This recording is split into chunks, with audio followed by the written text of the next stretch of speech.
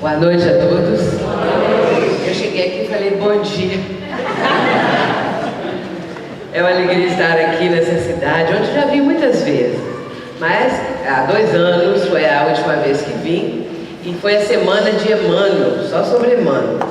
Então agora, nossa querida Ivone Pereira sendo homenageada muito merecidamente, justamente, porque é um espírito de escola. Nós sabemos o quanto foi a luta, o quanto foi assim, a dedicação, a renúncia, o trabalho, tudo isso que ela realizou. Eu fiquei sabendo a respeito dos oradores que me antecederam e que já trouxeram muitos pontos fundamentais da vida de Ivone Pereira. Quando eu estava indo em Juiz de Fora e tentando compor o tema que vou apresentar, eu fiquei exatamente pensando isso, porque, sendo o encerramento, é claro que a parte da biografia, de pontos mais assim, mais maravilhosos, de bênçãos, de ensinamentos que ela trouxe para nós, já foram apresentados. Então, nós escolhemos para falar na noite de hoje a respeito do livro Memórias de um Suicida.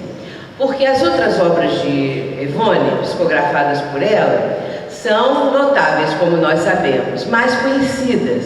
Mas o livro Memórias de um Suicida, ele é um livro assim fantástico, espetacular, e que poucas pessoas conhecem, aprofundam, estudam. Há mais de 15 anos que eu falo sobre o livro Memórias de um Suicida, porque seminários que eu apresento sobre obsessão e desobsessão, eu termino com um fato maravilhoso que aconteceu quando o suicida que se julgou debaixo das rodas de um trem vai se comunicar na reunião mediúnica através da própria Ivone Pereira. Então, esse momento eu faço sempre como um encerramento da seminário sobre obsessão e desobsessão. E hoje nós vamos fazer um pouco diferente. Eu quero lembrar que esse livro, Memórias de um Suicida, tem como autor Camilo Castelo Branco, que adotou o pseudônimo de Camilo Cândido Botelho. E a parte mais substancial do livro é de Leon Denis, porque Camilo Cândido Botelho, usando o termo que ele assim se apresenta, o nome, ele não tinha conhecimento de espiritismo, e até ele, como nós vemos pela própria confissão dele no livro, ele nem acreditava em Deus. Ele era uma pessoa assim totalmente cética. Então, Leon Denis é que vai fazer, vamos dizer, alinhavar a obra toda para que ela chegasse no ponto que nós vemos hoje em dia.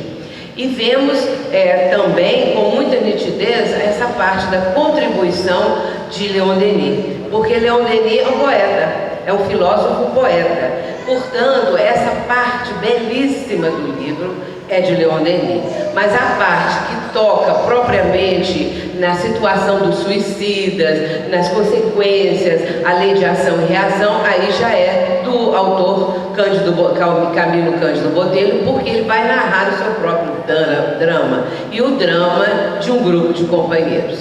Então é isso que nós vamos apresentar agora, e especialmente nós vamos enfocar uma das figuras que eu considero até agora a que melhor expressa a lei de ação e reação em toda a literatura espírita, que é o caso de Mário Sobral, que é relatado nesse livro Memórias de um Suicida. Então é isso que nós vamos falar nessa noite, mas antes eu vou fazer um introito aqui nos slides para nós chegarmos depois na parte de Mário Sobral. Primeiro vamos lembrar também quando a Ivone escreve a apresentação da obra, ela explica essa parte de Leon Denis e a parte do Camilo Cândido Botelho. E depois ela vai falar acerca do sofrimento, das dificuldades, das lutas de todos aqueles que põem termo à própria vida.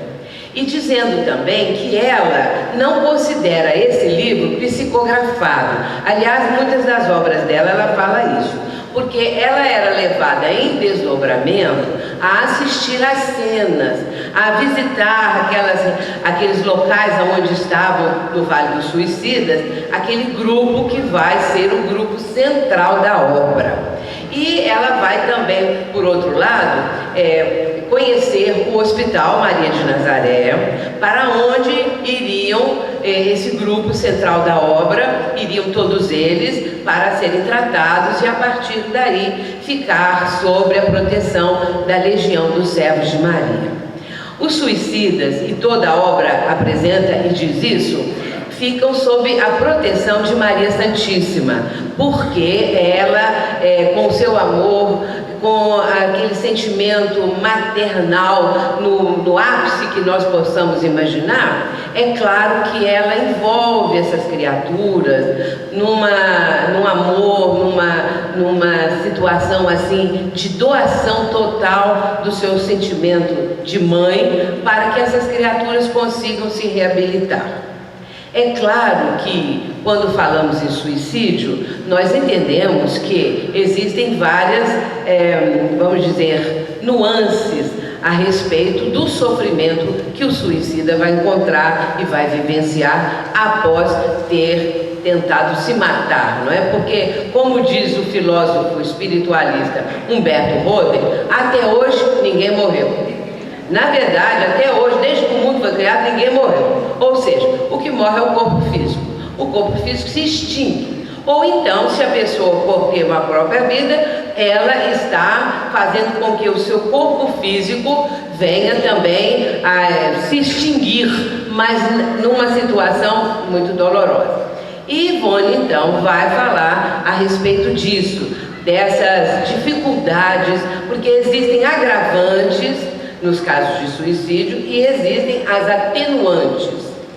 E no caso das atenuantes, muitas vezes é o desconhecimento da pessoa, é a pessoa que não acredita na vida após a morte, é a pessoa, enfim, que numa situação qualquer, ela resolve por ter uma própria vida, mas ela vai encontrar na misericórdia divina alguns pontos que vão atenuar o seu sofrimento. Então, nem todo suicida vai para o Vale dos Suicidas passar aquelas coisas que estão relatadas no livro. A própria Ivone fala dessas transformações que acontecem, também dessas alternâncias de situações, porque depende muito da própria criatura, da sua intenção, de como foi feita a situação, de maneira que é uma obra que nos enriquece muito.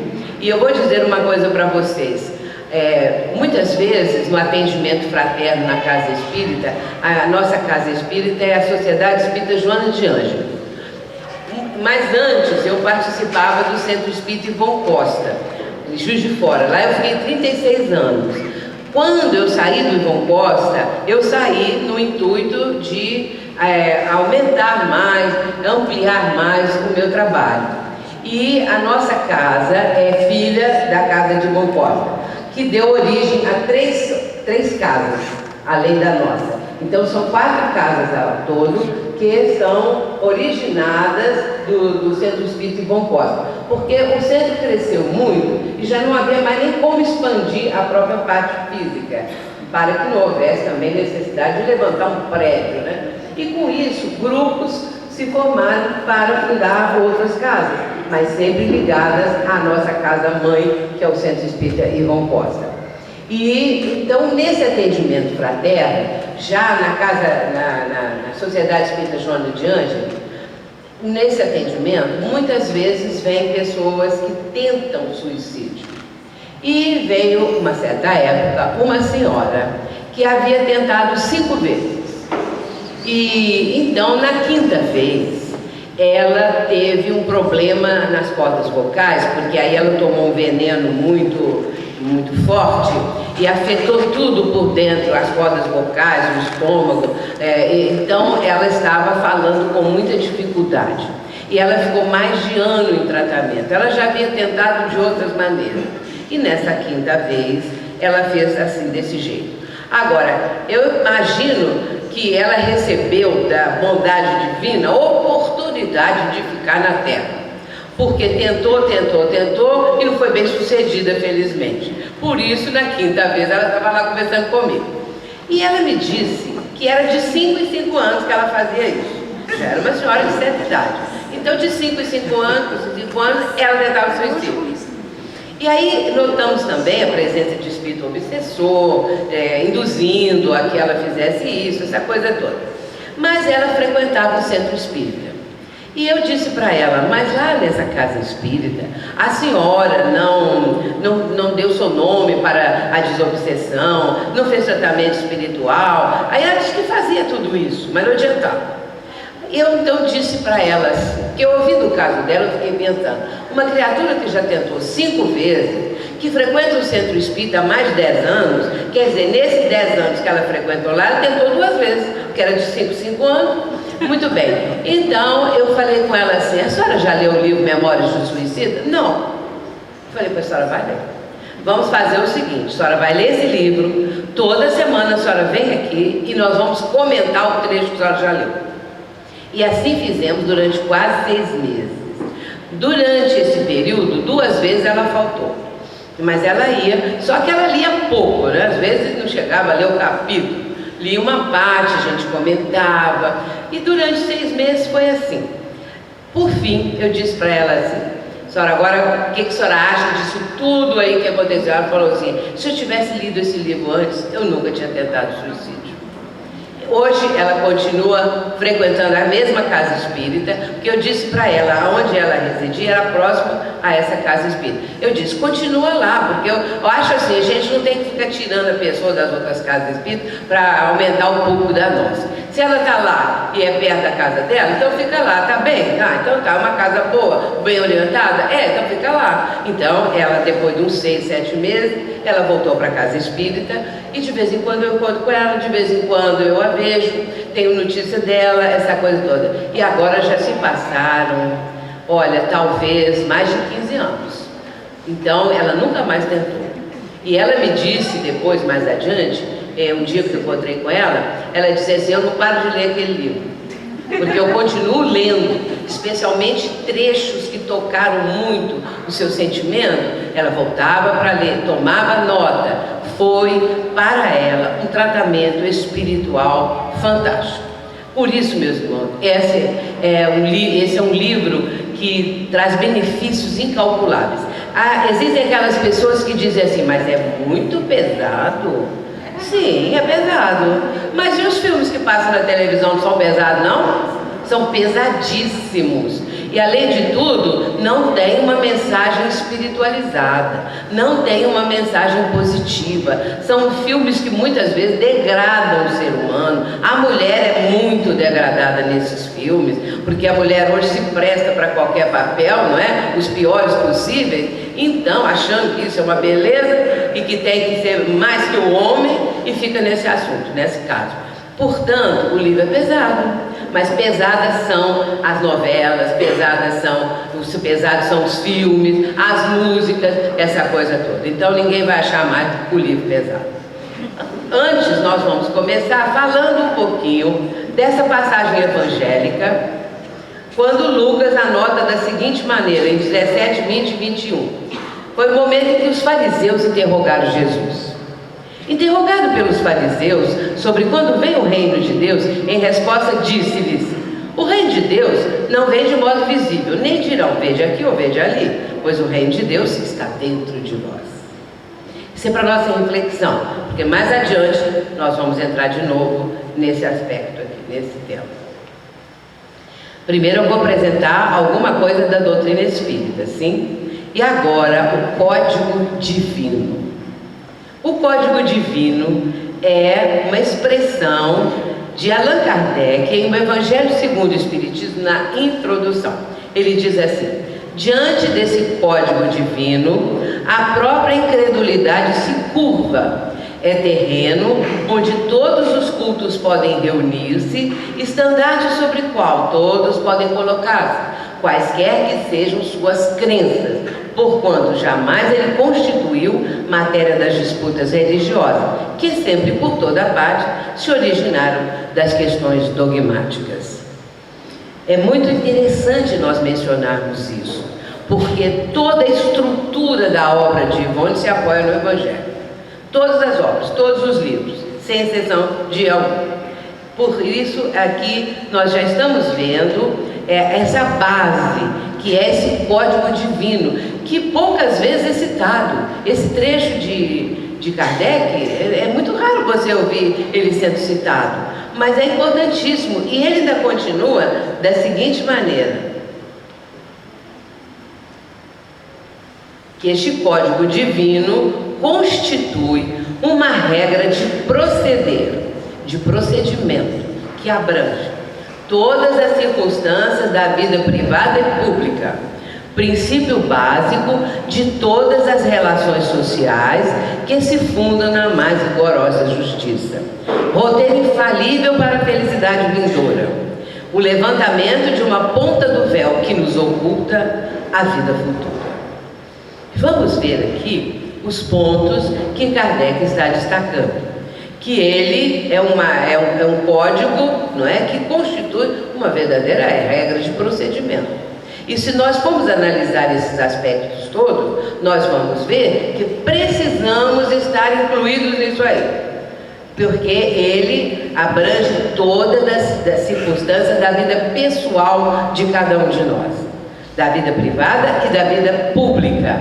Portanto, tudo que nós trazemos, tudo que nós somos, tudo que nós fazemos deve procurar ser fundamentado nesse código divino que é o Evangelho do Cristo. E ele é também o princípio básico de todas as relações sociais, porque está fundamentado na mais rigorosa justiça. Infelizmente, o que nós vemos hoje é o quê? Injustiça.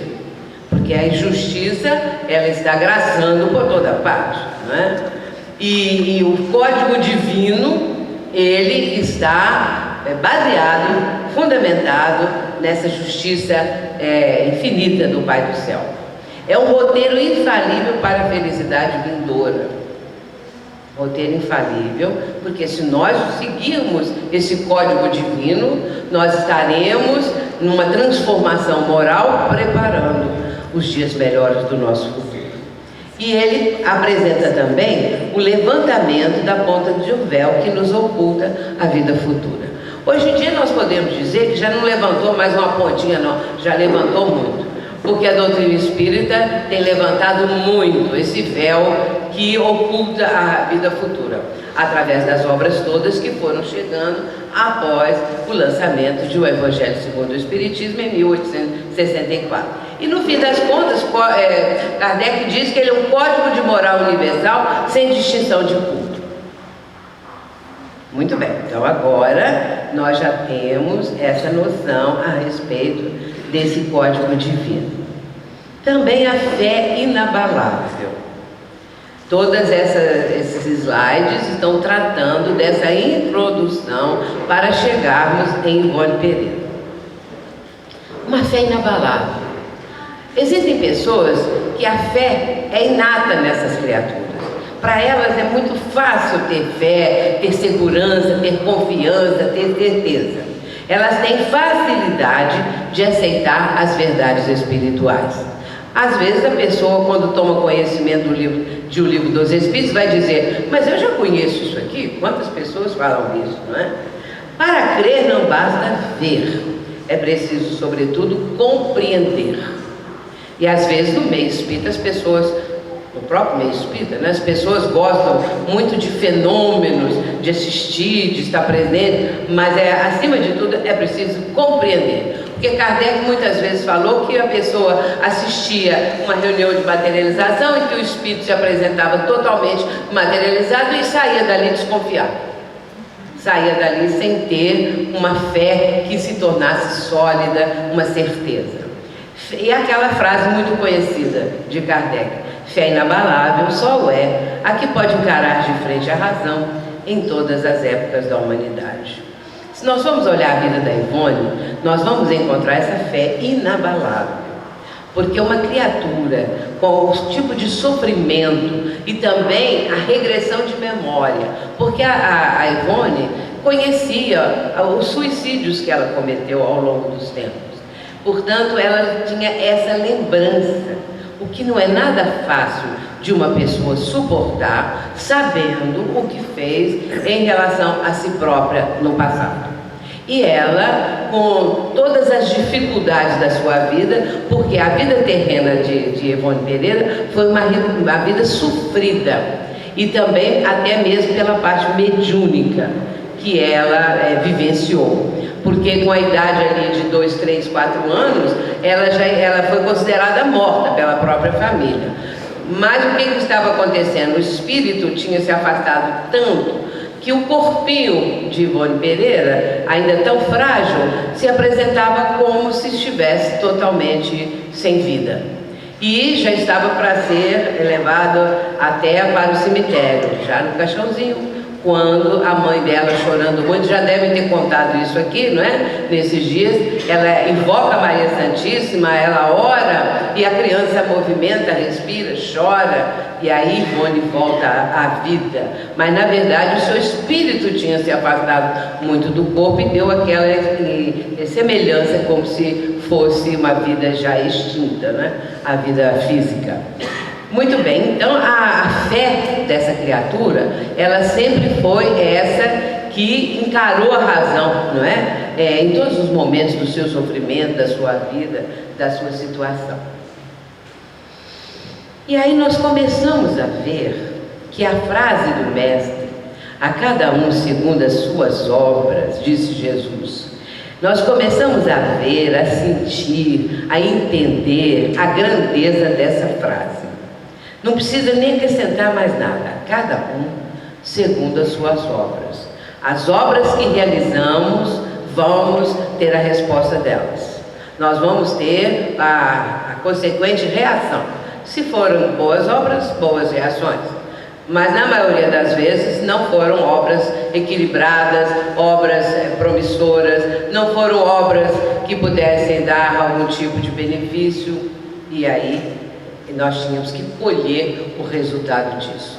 Portanto, durante toda a vida dela e durante toda a nossa vida, de todos nós que estamos aqui, a cada um segundo as suas obras. O que nós passamos hoje é resultado do ontem. É claro, do ontem longínquo, ou pode ser do ontem, de ontem mesmo, nessa atual existência.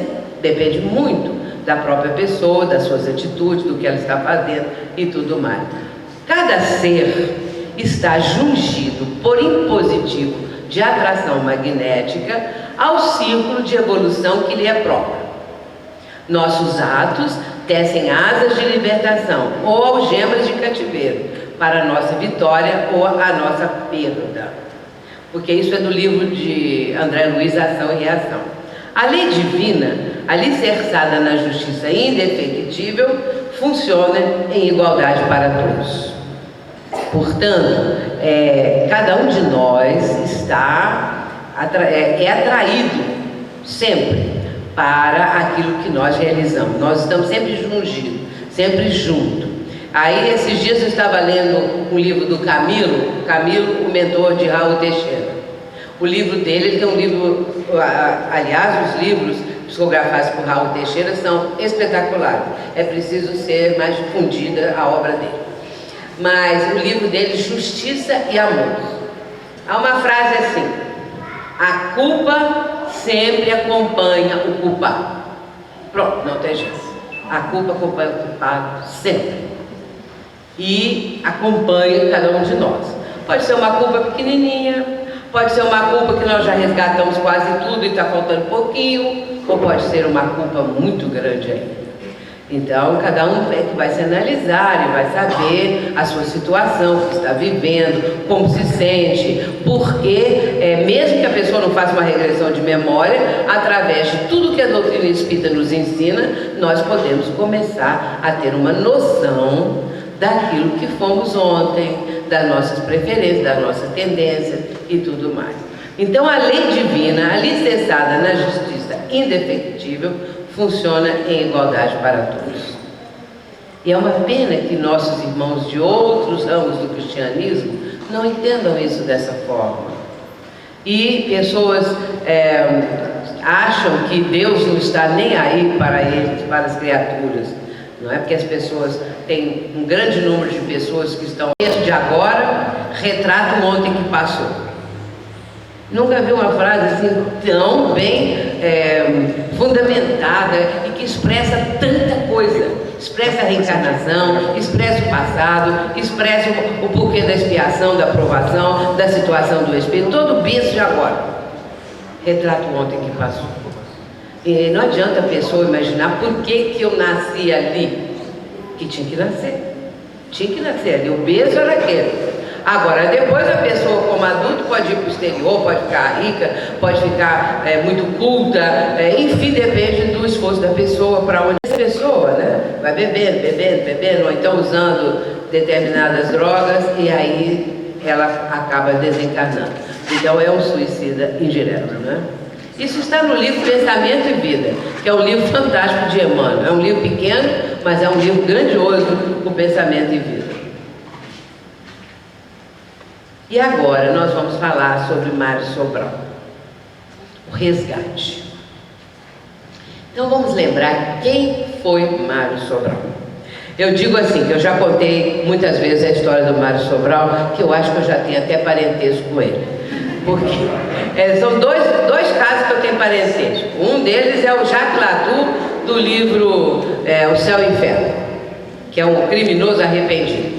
Já contei tanto aquele caso Jacques Latour, desde a década de 80, para dar uma ideia para você.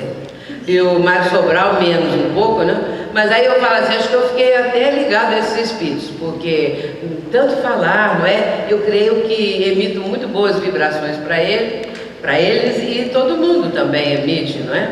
Então Mário Sobral era um boêmio rico. Ele cursou na melhor universidade de Portugal, a Universidade de Coimbra.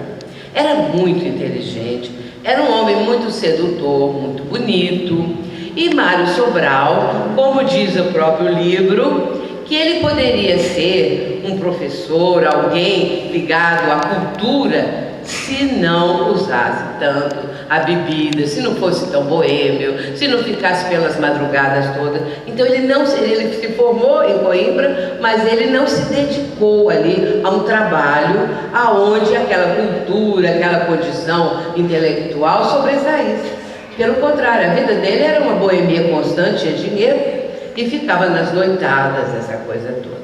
Casou-se com uma mulher de caráter exemplar, uma mulher honesta, digna, e eles tiveram 3 filhinhos. Mas um dia, Mário Sobral conheceu uma mulher que ele se apaixonou por ela, Eulina. Ele conheceu Eulina e ele ficou perdidamente apaixonado por Eulina.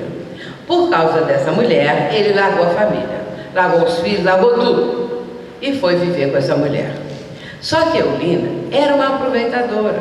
Ela queria o dinheiro de Mário Sobral. E assim eles viveram uma temporada. Acontece que um dia ela enjoou dele. E também o dinheiro foi se acabando. E não interessava mais àquela criatura ficar com Mário. E ela então se separa dele e vai se unir a um brasileiro que ela encontrou e foi viver com esse brasileiro. Só que tem que Mário não se conformou. E ele ficava naquela paixão doentia, naquele ciúme louco, naquela vontade de que ela o aceitasse de volta. E um belo dia, quando o homem, o amante de Eulina não estava em casa, ele vai lá para pedir a ela que voltasse. E ele vai começar a pedir que ela voltasse para ele, que ele não conseguia viver sem ela. Só que ela começou a zombar dele. Ela começou a zombar, começou a rir dele e foi ficando assim tão sarcástica que ele teve um acesso de raiva e começou a bater em Eulina e jogou-a no chão e deu pontapés. E depois ele foi ficando enfurecido, colocou a mão no pescoço de Eulina e matou assim, esganou a Eulina. Quando ele viu que ela morreu, ele ficou desesperado, porque na verdade ele não tinha intenção de matá-la, ele perdeu completamente o juízo e ficou completamente fora de si e acabou matando a criatura. Quando ele viu que matou Eulina, ele imediatamente quis se matar. Ele pegou lençóis da casa dela ali, rasgou aquilo tudo e numa das traves que tinha na cozinha da casa da própria Eulina, ele se focou. Então ele matou a Eulina e suicidou. É assim que Mário Sobral vai chegar no mundo espiritual. E ele vai, a primeira consciência que ele teve já era no Vale dos Suicidas. Porque é claro que passa um período de completa turbação. Não há nenhuma lembrança desse período. Depois ele se viu ali ao lado de muitos mutilados, pessoas que gritavam, que gemiam, aquele lugar sombrio, horrível, cavernas, furnas, e então ele vai ficar ali. Só que Mário Sobral depois começou a fazer parte de um grupo, e nesse grupo estava Camilo Cândido Botelho, Belarmino Queiroz, Jerônimo Araújo, João de Almeida e ele próprio. Então, eles estavam mais ou menos próximos o tempo todo. E cada um falava da sua própria desdita, falava do seu próprio sofrimento, essa coisa toda. E um ouvia do outro, e o outro ouvia o daquele, e assim por diante. Era um verdadeiro inferno ali dentro, numa caverna onde eles estavam. Esses locais eram visitados temporariamente por caravanas que vinham com vultos luminosos, espíritos de luz que vinham naquelas furnas para resgatar aqueles que já estavam em condições de serem retirados do barco. E muitas vezes, como narra o Camilo Botelho, muitas vezes eles viram passar essas caravanas, mas não se dirigiam a ele, iam para outros locais, até que uma certa vez eles viram a caravana se aproximando. E a caravana, alguém se destacou e começou a chamá-los pelo nome. E aí ele ouviu Camilo Cândido Botelho. E aí ele levou aquele susto, estava sendo chamado e se apresentou. Daí a pouco Belarmino, Jerônimo, e foi indo até chegar no mar. E Mário foi. Entraram numa espécie de um veículo e foram levados para o Hospital Maria de Nazaré, na colônia da Legião dos Servos de Maria. E ali eles vão receber os primeiros tratamentos, naquela noite, naquele momento. Então tiveram todos um sono como há muito tempo não tinham. Eles foram completamente tratados, medicados, foram asepsiados, estavam agora limpos, com uma aparência bem melhor, e descansaram e dormiram muitas horas. Lá pelas tantas, Mário Sobral acordou. Ele acordou primeiro. E quando ele acordou, ele começou a lembrar do passado dele. E ele começou a falar alto. E assim foi acordando os demais. Ele começou a dizer o seguinte: a minha mãe era uma mulher humilde, sem cultura.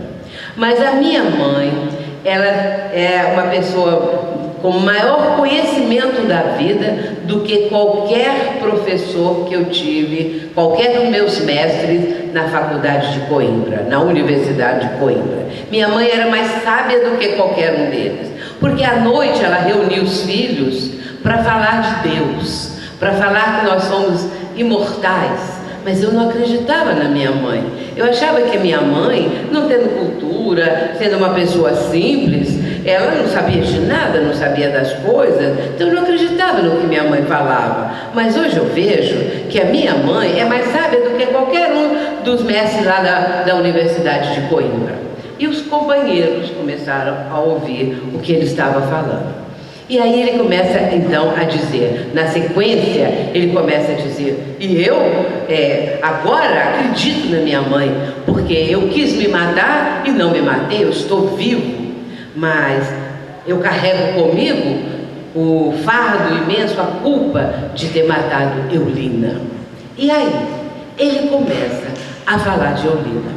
Começa a falar que era uma mulher muito bonita, mas ela na verdade não prestava, ela não tinha o menor critério na vida, era uma pessoa que não tinha valores morais, e começou a falar, e começou a chorar, e começou a contar, e aí os outros todos entraram naquele clima, e todos começaram a contar as próprias desditas, os seus sofrimentos, conforme foi o tipo de suicídio que cometeram, e por fim, o clima do ambiente, que era muito bom, caiu totalmente, e aí vieram correndo os enfermeiros, quando viram aquela situação, chamaram um instrutor que veio mais rápido.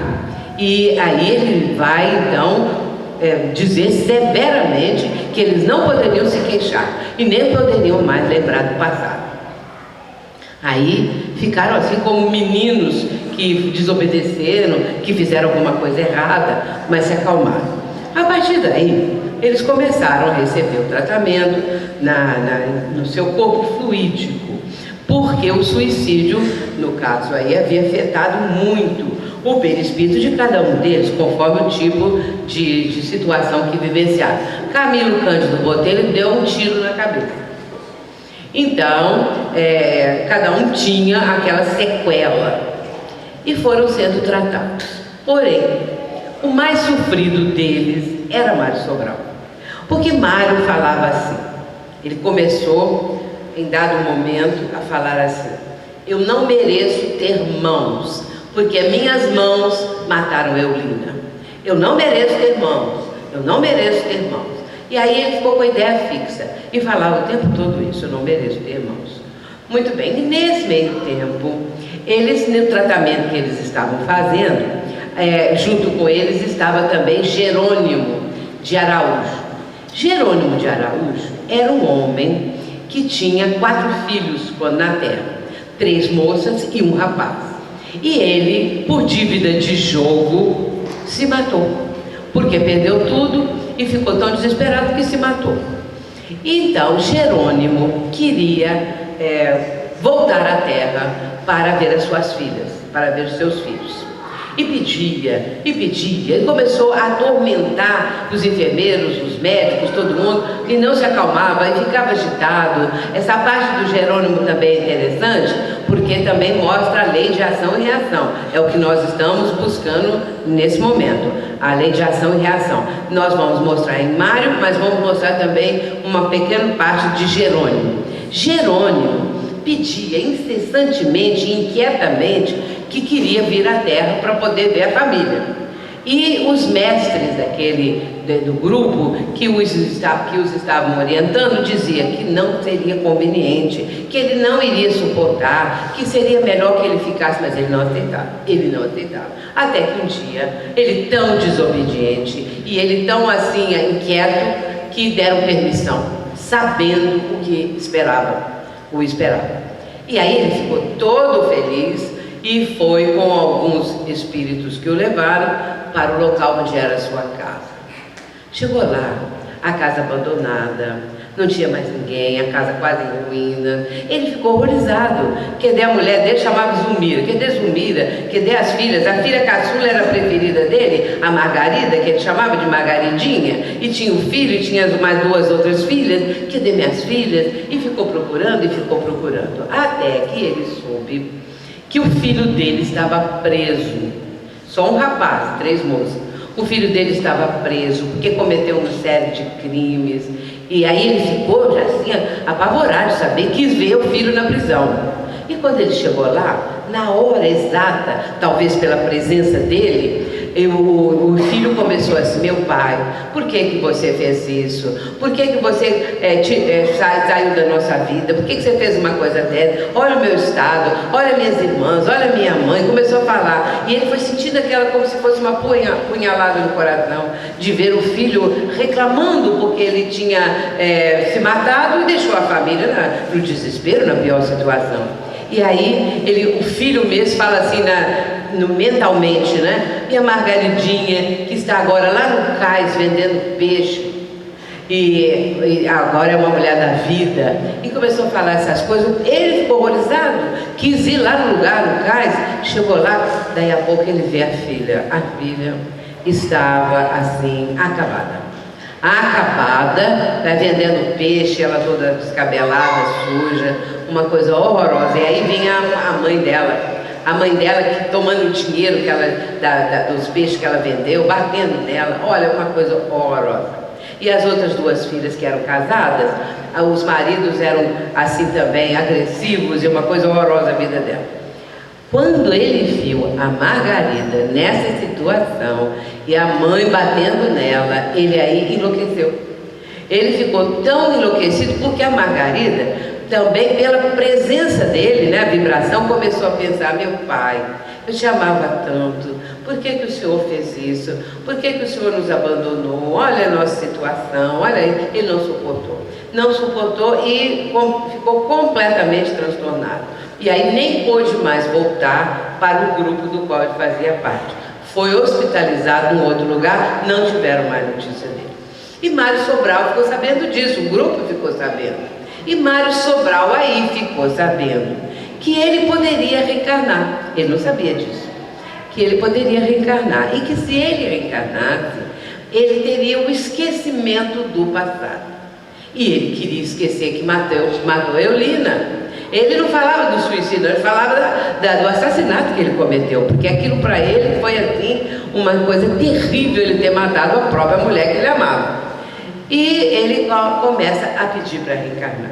Começa a pedir para reencarnar, e pedindo, por fim, o irmão Teócrito, que era o que dirigia o Hospital Maria de Nazaré, chamou ao gabinete dele e ele foi lá. Então, o irmão Teócrito disse para ele o seguinte: que se ele voltasse, ele poderia voltar, mas que se ele voltasse, ele ia ter uma vida de sofrimentos devido à situação. Nessa altura, ele estava o tempo todo falando: eu não posso ter irmão, eu não quero ter irmão. O que aconteceu? O perispírito, o corpo fluídico do espírito, no lugar das mãos, foi retraindo, e ele vai ficar apenas com os pulsos. Não tinha mais mãos, de acordo com a fixação mental dele. Ele tanto mentalizou que não podia ter mãos, que ele vai ficar sem mãos. Irmão Teócrito diz para ele que, além dele estar nessa situação, que ia nascer assim, ele também ia ter uma enfermidade muito séria, porque quando ele se enforcou, ele lesou todo o cérebro, a região toda também respiratória. E ele falou que não tinha importância, que ele queria reencarnar assim mesmo, que era preferível. Então, ele vai ser encaminhado para o local apropriado para aqueles que iriam reencarnar, para se preparar. E narra, então, Camilo Botelho, que quando Mário Sobral saiu do gabinete do irmão Teócrito, eles estavam esperando a certa distância para ver se ele tinha conseguido alguma coisa. E ele deu adeus para os amigos e nem mais se aproximou dele. E eles tiveram, como diz o Camilo Cândido Botelho, tiveram frêmito de horror, porque ele já não tinha mais as mãos. Deu adeus assim com os tocos do braço. Isso desapareceu da vista deles. E os anos se passaram. Nesse meio tempo também, eles tiveram muitas aulas. Haviam 3 mestres maravilhosos: Aníbal de Silas, que ensinava a parte da vida do Cristo, e quando ele dava aulas, Aníbal de Silas, ele propiciava aqueles discípulos a sentirem como se estivessem vendo Jesus, assistindo desde o começo. Então, eles tiveram uma noção da mensagem do mestre, mas eles não tinham noção a respeito disso. Depois eles tinham também Epaminondas de Vigo, que era um mestre muito enérgico e que fez todos eles regressarem ao passado. Todos eles tiveram a explicação, porque eles próprios sentavam lá numa cadeira própria para isso, ligavam tomada, ligavam fios neles, e eles entravam no passado. mas um passado longínquo. O Camilo Cândido Botelho, ele se matou porque ficou cego. Ele era escritor, era famoso, e ficou cego, ele não suportou e se matou. Muito bem. Então, ele ficou sabendo que ele viveu no tempo de Jesus. E aí, como se diz assim, às vezes hoje em dia a pessoa que está sofrendo muito fala assim, eu acho que eu joguei pedra na cruz, não é? A pessoa fala assim, pois ele jogou pedra na cruz. Então, ele, propriamente, né, entre aspas, ele estava ali naquela multidão, apupando, né, blasfemando contra Jesus, atiçando os guardas para que maltratassem Jesus, essa coisa toda. Então, aí ele viu como que a alma dele era uma alma ainda muito mesquinha, muito atrasada. Muito bem, agora vamos ver o resultado aí de Mário Sobral. Primeiramente, eu já contei aqui, né, a história de Mário Sobral, o crime e o suicídio. O suicídio dele foi em 1889. 1889 foi quando ele suicidou. E vejamos, meus irmãos, que a lei de ação e reação estava na consciência do próprio Mário Sobral. A lei de ação e reação, ela é uma perfeição dentro da misericórdia divina. A misericórdia divina instituiu essa lei de ação e reação, claro. Então, ela é perfeita, mas não precisa Deus, o Pai, o Criador, ficar lá não sei de onde que ele possa estar e dizendo assim, Mário Sobral, agora você vai passar isso e aquilo. Sueli, você cometeu tais e tais erros, agora você vai passar tal e tal e tal. Não é assim.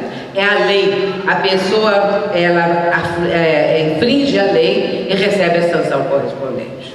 Então, quando nós caminhamos em oposição à lei divina, nós recebemos o resultado. Não precisa Deus nos olhar e dar nota baixa ou nota mais alta para uns e outros. Assim funciona a lei, ela é automática e ao mesmo tempo ela está na consciência. Agora mesmo nós vamos falar um pouco mais sobre a consciência. E logicamente que Mário Sobral, a primeira coisa que ele teve foi arrependimento e depois remorso. Isso foi instantâneo. Assim que ele teve consciência que já estava, que ainda continuava vivo, não é? Que estava numa situação no plano espiritual, que depois ele vai compreender o que é, ele começa a sentir o remorso. Arrependeu-se e o remorso. E ele não se conformava, não falava tanto do suicídio, mas de ter matado Eulina. Como ele teve o perispírito retraído por força da sua mente, porque isso aí ele próprio que estava cobrando, então ele ficou com, além das sequelas do enforcamento, ele ficou também sem as mãos. E quando ele reencarnar, ele vai reencarnar assim, sem mãos. Não quer dizer, meus irmãos, eu gosto de falar isso sempre, temos que ter muito cuidado para não dizer que uma pessoa que não tem uma mão, que não tem as suas mãos, que não tem perna, essa pessoa foi um assassino, essa pessoa foi um suicida, nós não sabemos.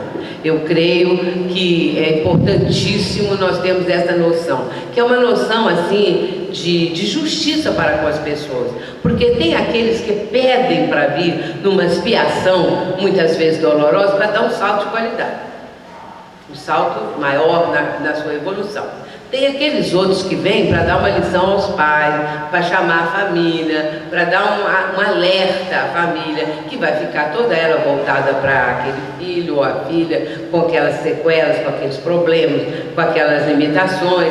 Portanto, nós temos que ter muito cuidado, para não ficar, era um assassino, era isso, era aquilo, a gente tem que ter cuidado com isso, né? Então, a reencarnação, ela vai apresentar todas as sequelas dos atos cometidos no passado.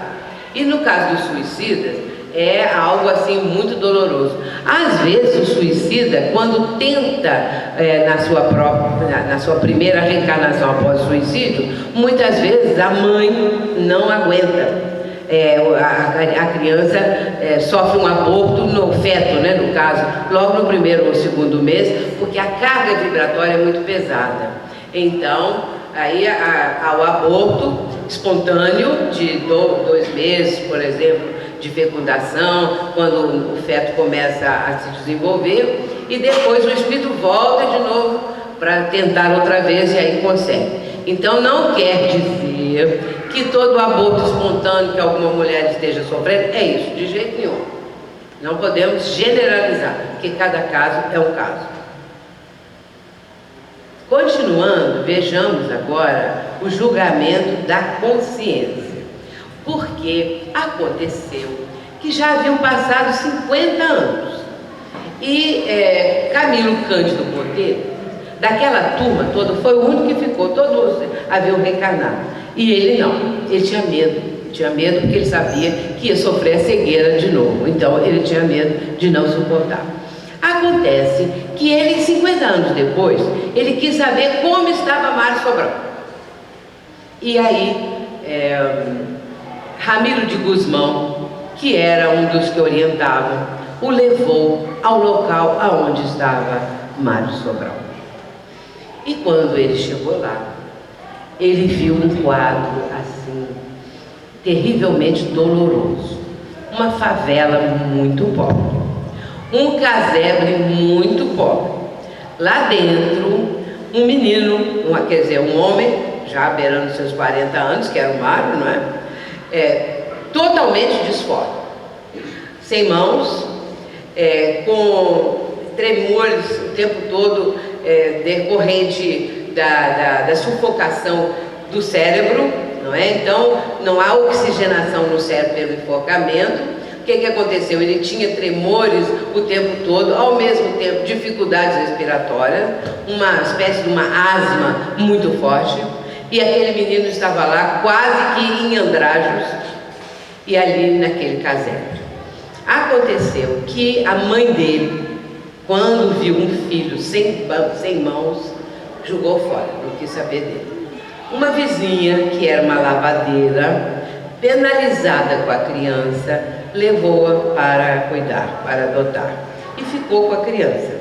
Só que essa mulher já tinha uma filha, que nessa época já estava beirando os 10 anos, quando o menino foi para lá, que era o Mário Sobral. Então, essa senhora cuidou dele, criou, até um certo ponto, porque ela estava tuberculosa. E aí, então, ela vai desencarnar. Só que essa mulher tinha se tornado espírita e passou muito daqueles conhecimentos da doutrina para a filha. Muito bem, então ela ficou cuidando como se fosse uma mãe em relação ao nenenzinho que estava ali, não é? Logo que a mãe desencarnou, ele já estava com alguns anos de vida e ela cuidou dele. Então a situação naquele momento era ele com quase 50 anos e ela com beirando 60 anos. Então, era um quadro assim, ela tentando costurar uns andrajos, assim, umas vestes já muito gastas, muito rotas, e ela estava ali tentando costurar. E Camilo, quando olhou aquilo, ficou horrorizado de ver a situação do Mário. Então, ele vai falar com o Ramiro de Guzmão, que estava ali levando ele. E falou que horror, né? Falando da sua... dele também, sofrendo vendo o Mário daquele jeito, que ele não esperava que fosse tanto assim. Mas aí o Guzmão vai falar com ele o seguinte, que Mário traçou ele mesmo o mapa das próprias expiações. Ele pediu que fosse assim. Então, vamos ver aqui... mutilado das mãos, sem família, analfabeto. Por que sem família, analfabeto? Desprezou a família dele. Era culto, se formou na Universidade de Coimbra, então agora veio analfabeto. Porque isso aí tudo é para valorizar o que a pessoa teve e jogou fora. Perispírito, não é? Mostrava a repercussão do suicídio. Muito bem, aí, nessas alturas, o Ramiro de Guzmão, quando viu Camilo falando tão horrorizado do quadro que ele estava vendo, ele falou assim para Camilo: observe a irmã, olha a irmã. Aí ele olhou a irmã e não descobriu nada. Aí Ramiro falou assim: Eulina. A irmã era a amante do passado que ele havia assassinado. Acontece que ela própria também se ofereceu para receber Mário, o seu próprio assassino. Por quê? Porque ela se sentia culpada de o ter induzido a esbofeteá-la, depois a dar de pontapés, porque ela zombou dele, ela não foi fiel a ele, ela dilapidou a fortuna dele. Então ela se sentia também culpada. Vamos lembrar a frase do Camilo, do livro do Raul: a culpa acompanha sempre o culpado. E ali estava o culpado, os dois, a Camila, aliás, a Eulina e Mário. Então, o algoz e a vítima, hoje juntos, unidos. Uma reconstrução sublime de si mesmo foi o que Mário conseguiu realizar. Agora, quando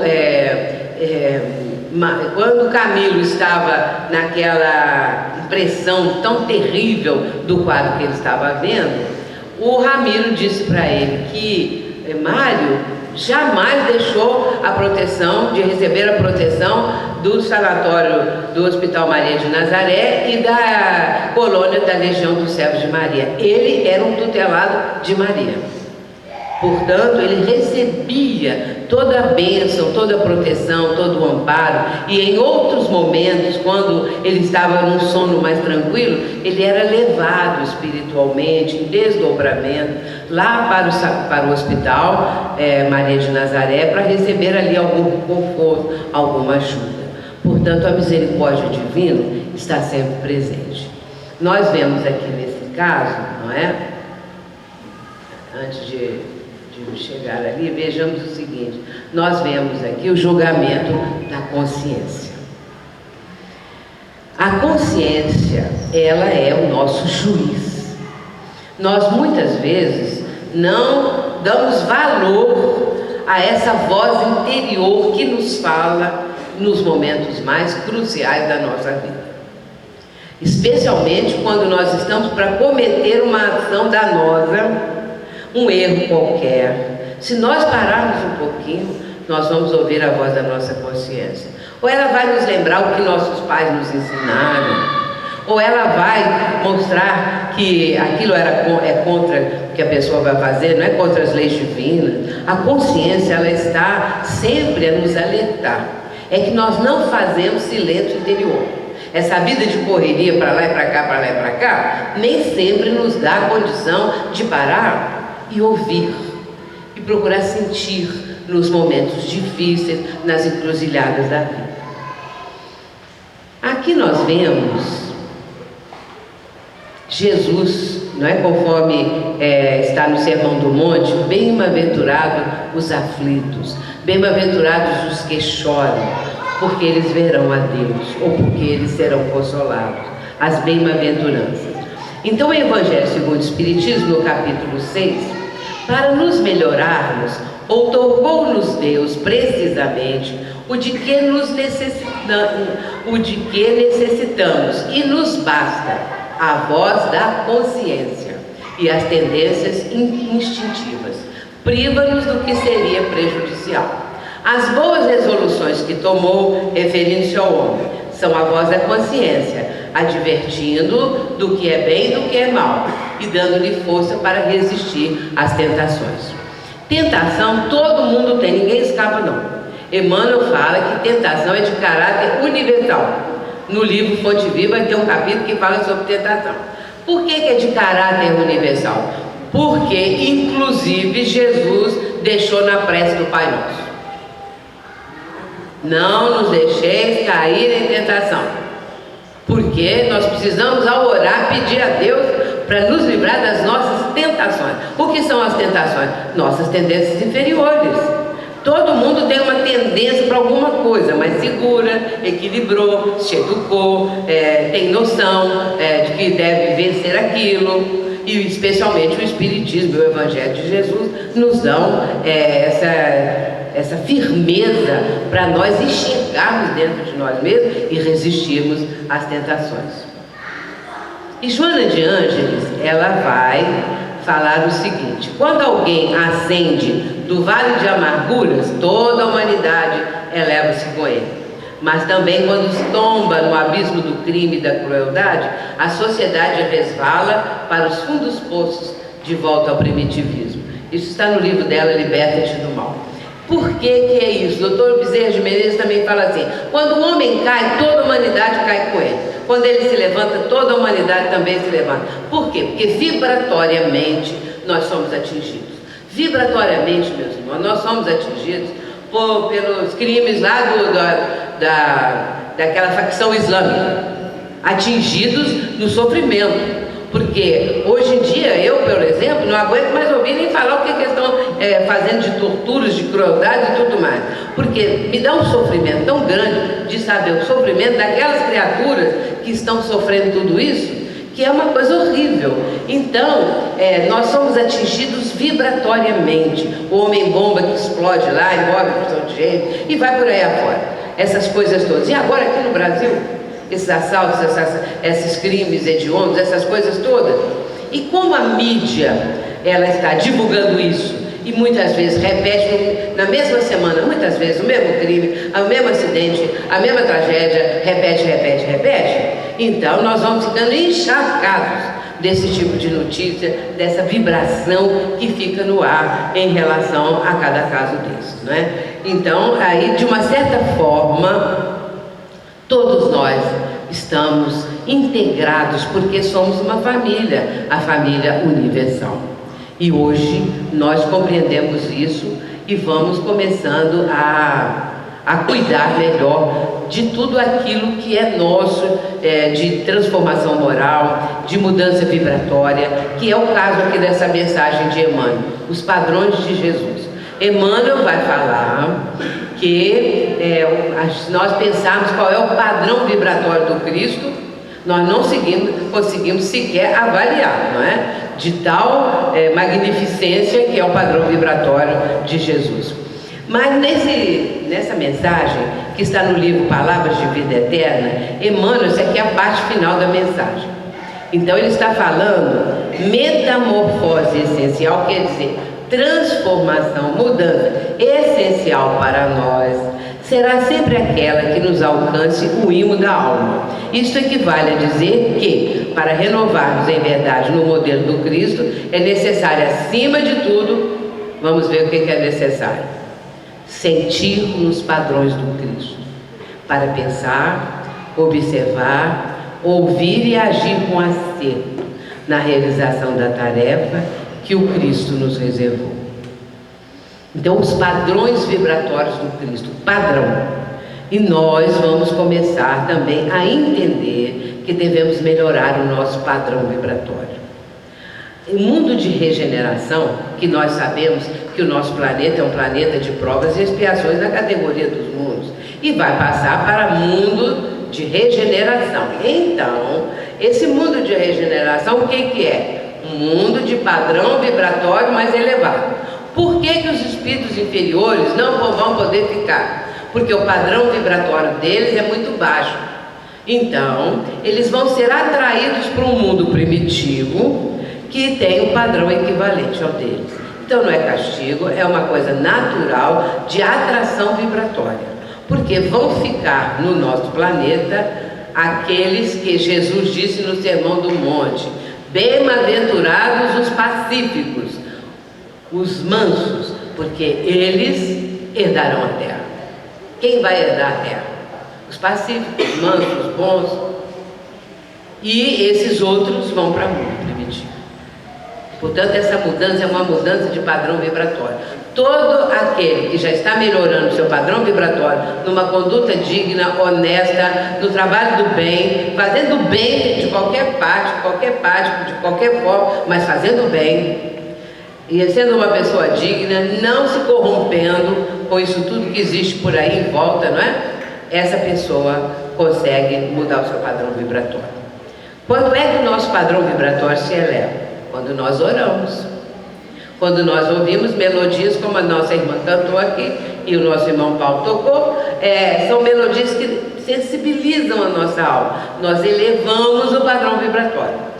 Por isso que essas músicas, se é que vamos chamar de música, isso que existe hoje em dia, e que a mídia divulga essa coisa horrorosa, abaixa o padrão vibratório. De maneira nenhuma aquilo eleva o padrão vibratório, só abaixa. Então a gente tem que cultivar a boa música. E aí agora, essa ideia aqui. Pensar o espiritismo e pensar como espírita. Vamos pensar nisso.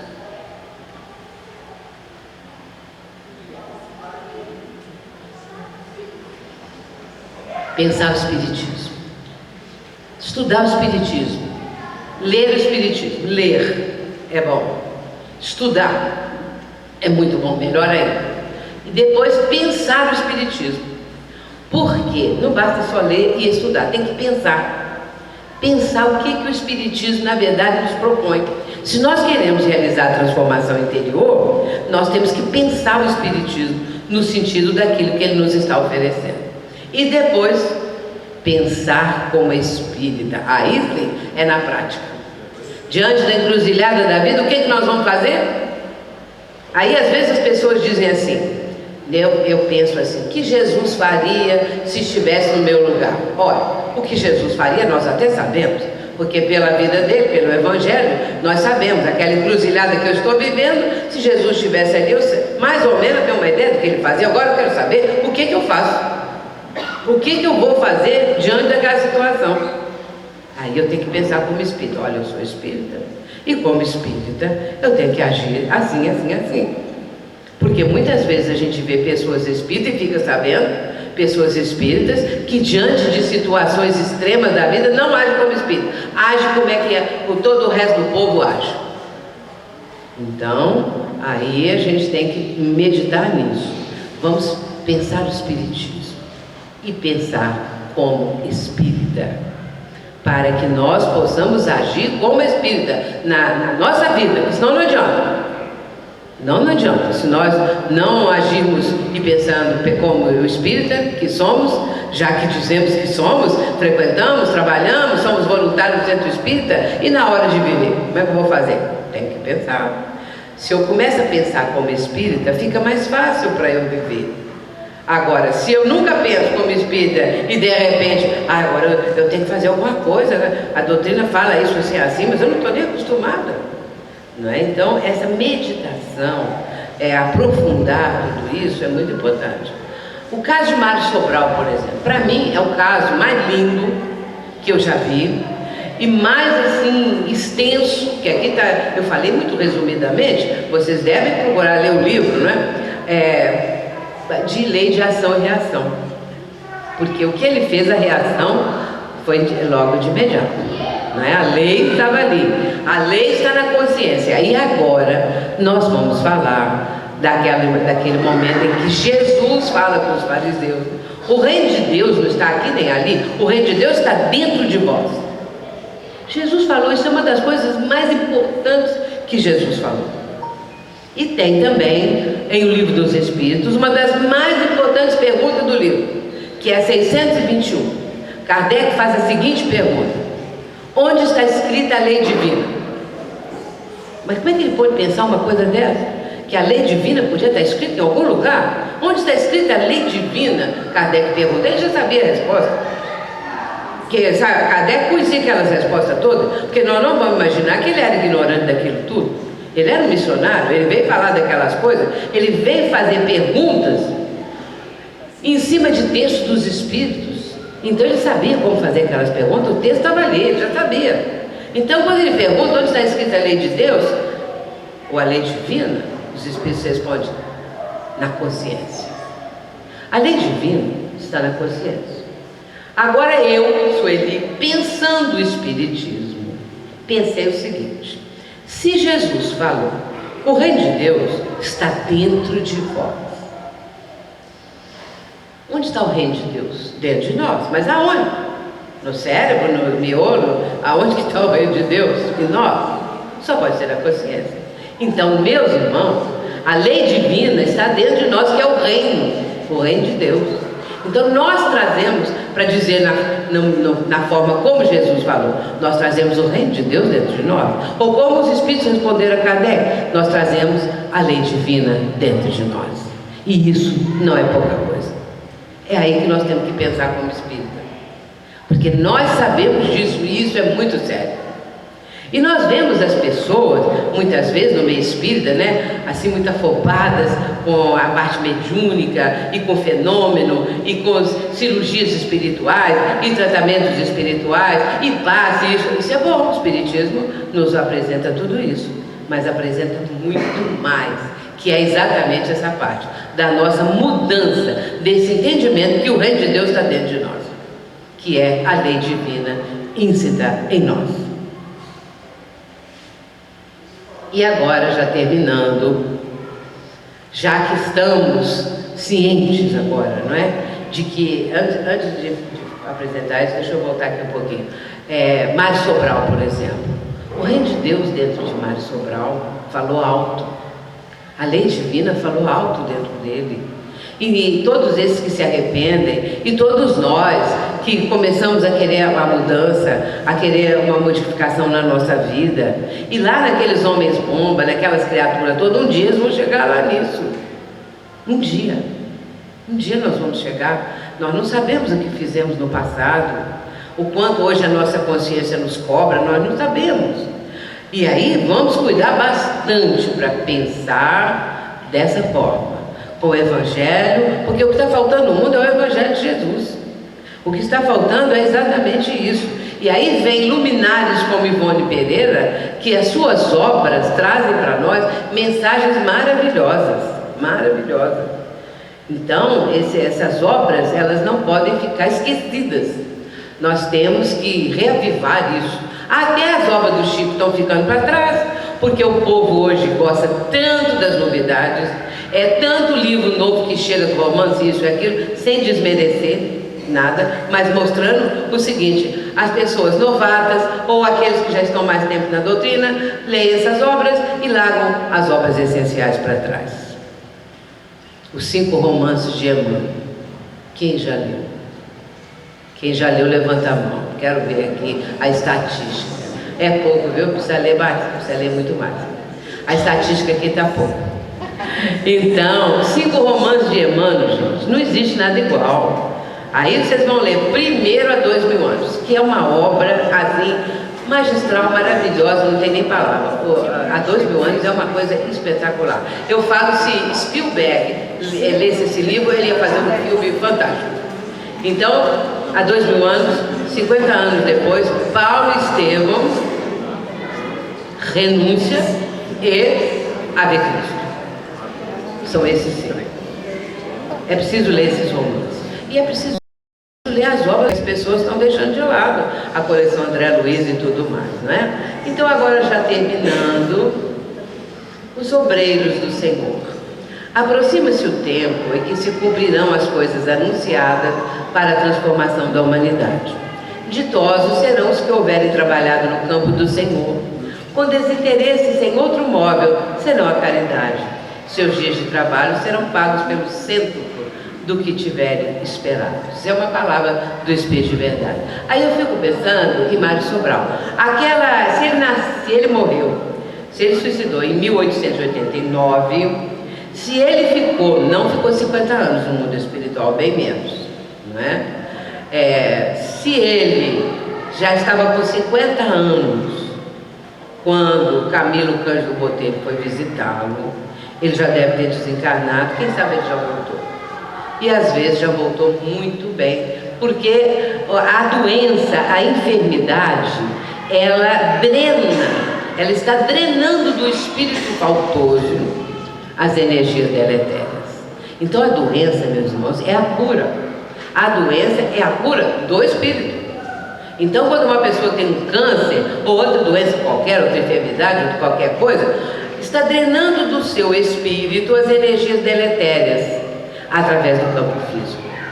Então, a Joana de Anjos fala que o corpo físico é o dreno salvador. Então vem o espírito, imprime no perispírito as suas faltas do passado, o perispírito marca isso tudo e vai marcar no campo físico.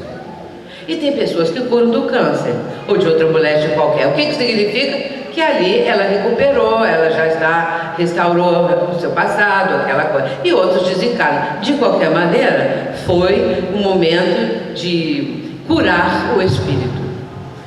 Então, é uma outra visão da doença, da enfermidade. E por último, a missão dos espíritos.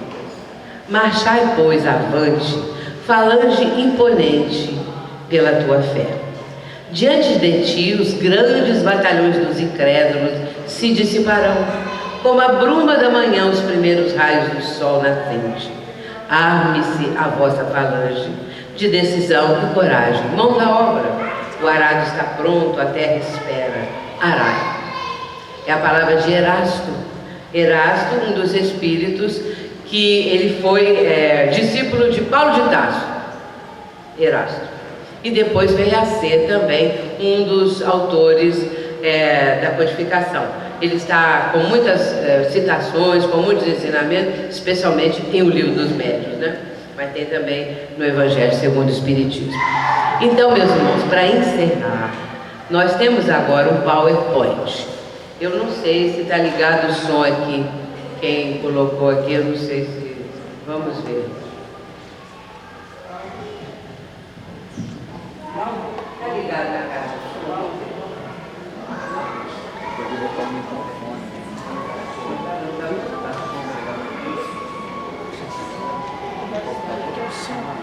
Ô, Márcio, de repente botar o microfone. Tem que ser isso.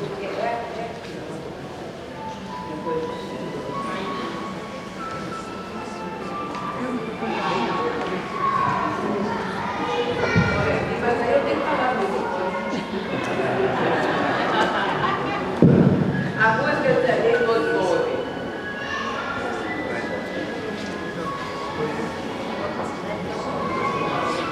Vamos render graças, é o título. Rende graças a Deus por todas as dádivas da vida, no mundo maravilhoso em que te encontras, onde trabalhas e progredes.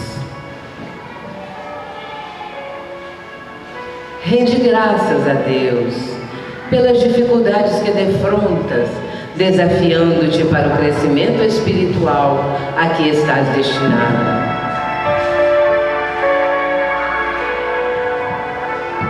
Ficou bom, melhorou.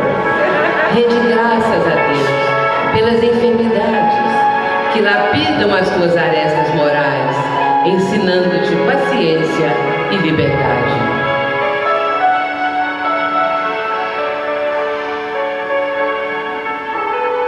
Rende graças a Deus pela fé que te ilumina o caminho de ascensão, impossibilitando que as sombras dominantes constituam impedimento à tua marcha.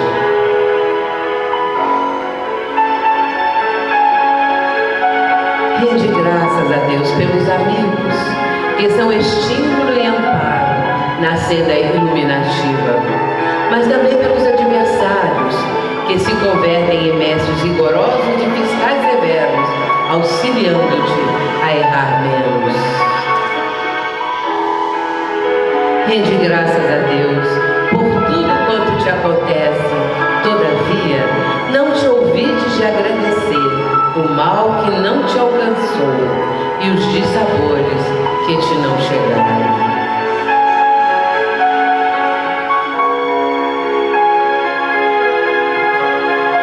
Agradece sempre a Deus, no júbilo ou na prova, na paz ou na luta, na saúde ou na doença, na multidão ou na soledade. Agradece ao Pai Criador a dádiva da vida.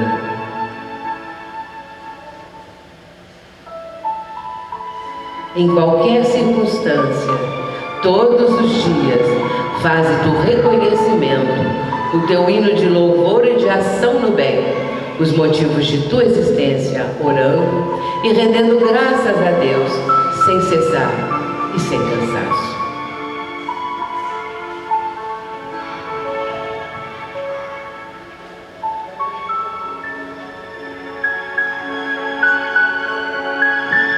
Então, meus irmãos, eu estou rendendo graças a Deus por essas oportunidades que a doutrina espírita nos oferece, por estarmos aqui reunidos, rendendo graças a Deus pela vida, pelos exemplos que temos recebido através do Evangelho, através da doutrina, que nós possamos trabalhar sempre em benefício do crescimento do Evangelho na sua pureza, tal como a doutrina espírita nos ensina. E vamos sempre render graças a Deus, porque nós somos muito felizes. Muita paz, muito obrigada, que Deus nos abençoe.